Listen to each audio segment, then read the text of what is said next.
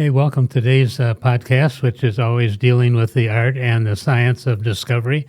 And today, if you got a really good idea, I want to tell you what you're going to face as you go through the various regulatory channels of the United States government. These agencies are not supported by tax money that make them free and a service to you. They're actually businesses that you're going to be involved with and pay a fee to have them transact anything for you. So let's start with, in case you have an idea you want to have as an invention, and you should, in my opinion, not do it on your own. If you're really serious, you need to have a lawyer help you who's well versed in the language of the patent office, because I tried a few times with doing it on my own, and the patent office said they wouldn't take it because I didn't conform to the language that they use, and I didn't know a lot of the words. So I eventually thought what I'll do is I'll get an inexpensive lawyer, and I did, and it was worth exactly what I paid, virtually nothing, and it was worth nothing. So if you're really serious about something, get someone who is a well-qualified patent attorney, one who probably had previously had worked with the United States Patent Office, so they know that end of it. So what has happened in recent time as you to do a patent in the last 4 years under the Biden administration, it's been very confusing because before that, because there is a to-make special category, if you're 65 years older, they give you faster service, I guess because they figure you're not going to live very long. And so you can go under the to-be special category and usually have it processed within 3 months, and often if you got a good patent, you'll get the patent within a year. But what's happened in the last 4 years with the United States Patent Office has been very confusing to start with, because two things happened. One is they came back on many of these patents asking a illegal question, which my lawyer told me is illegal, but yet we still had to respond. And so the response is $1,000 for the lawyer and $1,000 for the patent office. And this could go on 2 or 3 times. And then the other thing that they do is they will ask a completely irrelevant question, saying that they believe that that's the barrier to your claims. Has nothing to do with it. Let's say how ridiculous it could be. For example, let's say you're doing something in the area of automotive, and they're going to tell you that actually it violates a certain kind of biological seed for the agricultural industry. You still have to spend another $1,000 to have them review that, and sometimes even more to get a special review of what they've done. So that was very confusing for not only me, but my patent attorney, who then had previously worked with the patent office. So he asked one of his friends, what the heck is going on? Well, remember I told you that this is actually a business. This isn't a public service agency, the patent office. And so under the Biden administration, they had been advised to increase the cash flow of the patent office. And so they could do that by these two ridiculous responses to what they call office actions. One is completely irrelevant, and the other one is illegal. And yet you have to respond or your patent's done. So in the last 4 of these years, they've been increasing the cash flow of the patent office. Still, if you're going to do a patent, it's going to cost you several $1,000s. I can't imagine getting it done under less than $15,000. I've had some at the start have lawyers quote me $13,000 and charge me $30,000. So got to use some due diligence on what's going on in that area. So the patent office is the first one of the agencies. It's a nuisance, or can be. Hopefully, under the new administration, they'll function as a legitimate business. The second one is experience I had with the Environmental Protection Agency. In 2016, I knew that I had with protocachoic acid and had patented antibiotic.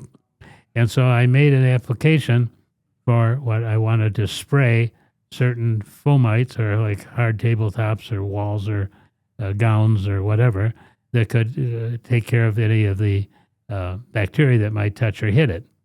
And so I made that application. I didn't hear anything. Went on 2017, 2018. I finally, with my consultant, we made a question. They said, oh, we lost the application. We think we found it. And then 2019, and going, what's going on here? So we went back again. They said, oh, they lost it again.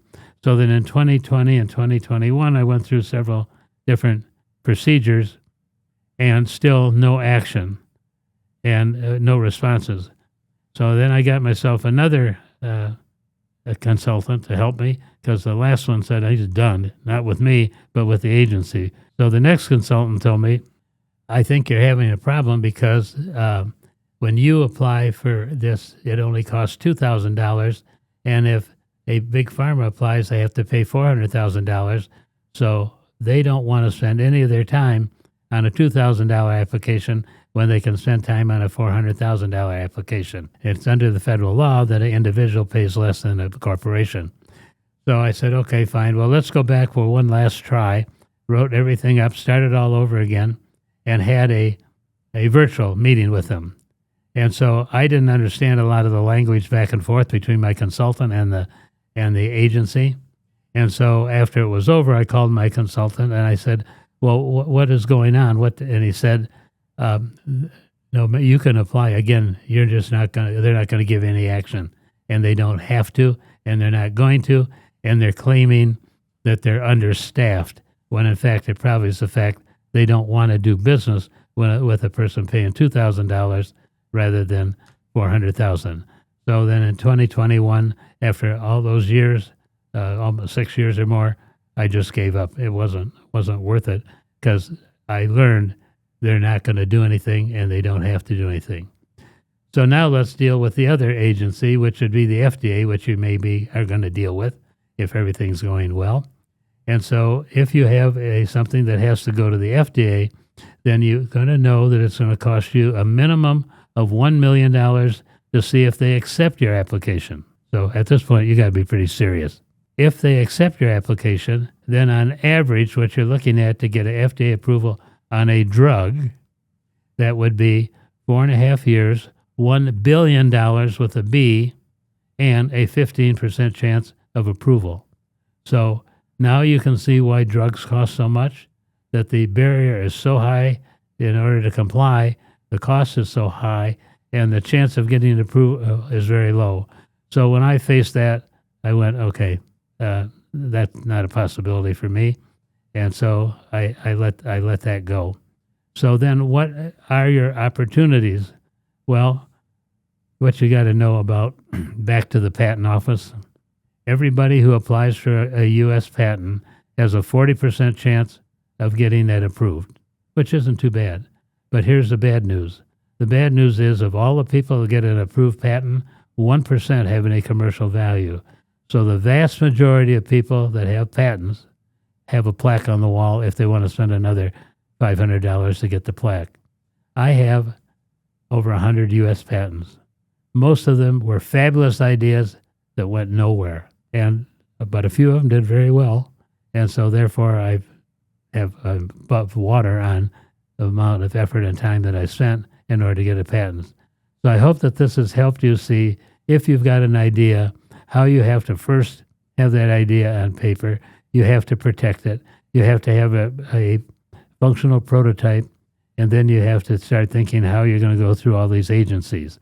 Now, if you have a surgical instrument, which some in my audience may have, then that can be a little easier. So what you want to do is you want to see if it meets a category of what's called a 510K, which means it looks something like something that's been done in the past. And most all of the applications these days, they work to try to get it to a 510K, which is less cost, less time, and see if they can't show that it looks like something that's been in the past and has a very little difference that makes it unique. So thanks for listening today. I hope I saved you a lot of time, saved you a lot of money. But if you're really serious, I hope I've given you a pathway that you're going to have to face in order to have a triumph with your idea to get it all the way to functional medicine. Thank you and have a good day.